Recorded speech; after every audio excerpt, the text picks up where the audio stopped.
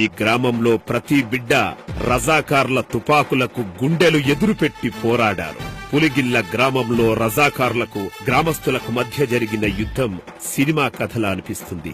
నిజాం నిరంకుశ పాలనకు వ్యతిరేకంగా గ్రామంలో రైతులంతా సంఘంగా ఏర్పడ్డారు.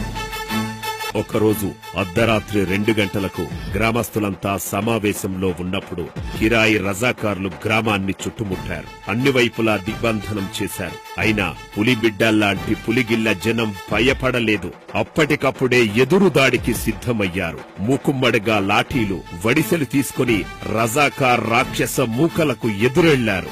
అప్పటి వరకే రాళ్లను గుట్టగా పేర్చి ఉంచారు. మహిళలు కారం, కొడవళ్లు పట్టారు. ఆ రాత్రి రజాకార్లకు, పులిగిల్ల ప్రజలకు హోరాహోరీ పోరాటం జరిగింది.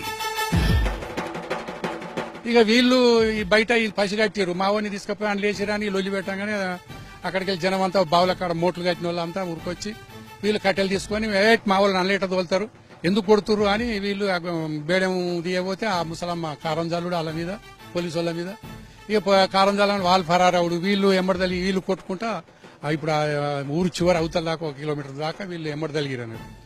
ఆ తలగట్లప్పుడు వీళ్ళు దెబ్బలు తిన్నోళ్ళు, ఈ కారం పడ్డోళ్ళు ఆ యానాల బొరిసేళ్ళ పొదల సాటు కూర్చొని వీళ్ళని కాల్చుడు పెట్టి తెల్లారే వరకు జరిగిన మారణ